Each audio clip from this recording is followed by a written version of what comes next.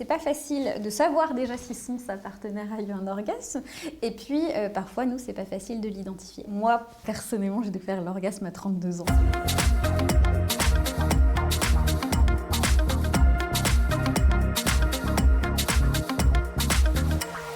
L'orgasme, c'est le pic orgasmique de plaisir, c'est-à-dire qu'avant on s'excite, on prend beaucoup de plaisir et puis en gros c'est la cerise sur le gâteau, c'est le pic qui va engendrer plein de manifestations physiques et même psychologiques. La plupart du temps, les orgasmes, on les sent passer entre guillemets, c'est cette espèce de décharge d'hormones dites du plaisir, de l'attachement, du bien-être, qui vont comme ça nous donner ce pic très intense physique et nous apaiser par la suite. Parce que je vous rappelle, l'orgasme, c'est quand même un excellent anxiolytique et ou somnifère pour certaines personnes. Il y a des orgasmes qui sont presque anodins, on a du mal à les identifier. C'est pas toujours très bruyant, d'ailleurs il y a des personnes qui sont pas très à l'aise avec le fait de gémir.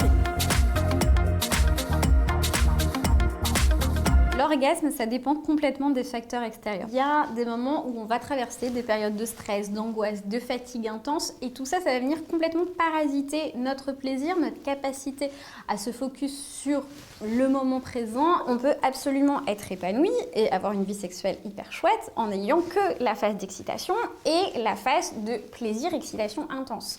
Certaines personnes n'arriveront jamais au pic orgasmique de plaisir. Ça ne veut pas dire qu'elles n'ont pas kiffé.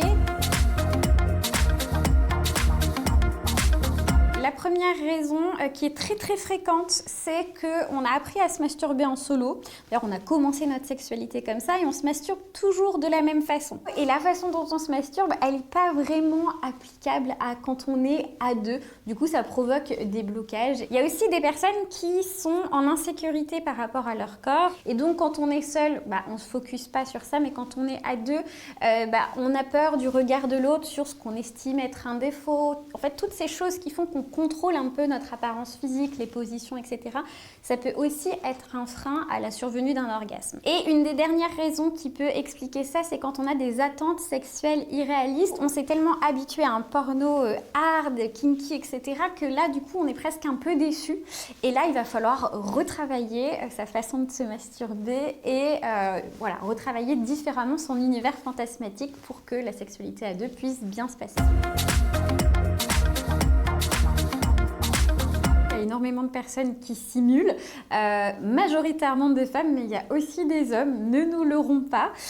Pourquoi on fait ça? La raison première, c'est parce qu'on veut rassurer sa partenaire, toujours dans cette pression de la performance. On a envie de flatter son ego et donc on va simuler, puis aussi pour coller à ce qu'on voit dans les films porno. Il y a ensuite les personnes qui vont simuler parce qu'elles n'arrivent pas à avoir d'orgasme, notamment à deux, mais peut-être aussi pas en solo, et qu'il y a cette sensation d'être anormal si on n'orgasme pas, donc on va préférer simuler cet orgasme. Et la dernière raison, et voilà pour moi c'est la pire, c'est qu'on va simuler un orgasme pour mettre fin au rapport parce qu'on en a marre, on aurait envie que ça s'arrête et qu'on ne sait pas communiquer le fait qu'on a envie que ça s'arrête ou on craint la réaction de l'autre, pour un tas de raisons.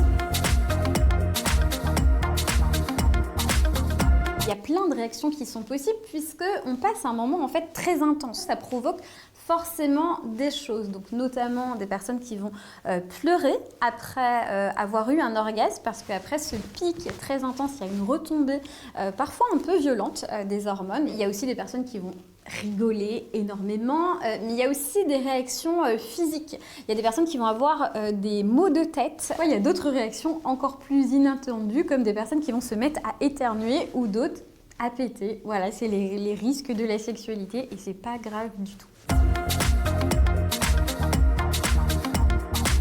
Il y a différents types d'orgasmes en fonction des zones érogènes, que ce soit les orgasmes par exemple mammaires, que ce soit pour les personnes qui ont un clitoris, les différents types d'orgasmes, donc clitoridiens, ou les orgasmes qu'on peut obtenir avec ce qu'on appelle les deep spots. Pour les personnes qui ont un pénis, il y a l'orgasme pénien qu'on connaît, dont on parle beaucoup, mais celui dont on parle un peu moins et qui pour le coup est vraiment différent, c'est l'orgasme dit prostatique.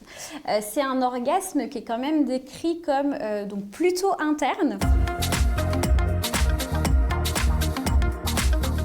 Orgasme ne dit pas forcément éjaculation, notamment avec ce fameux organe prostatique interne ou dit orgasme à sec. Donc là, il n'y a pas question d'éjaculation.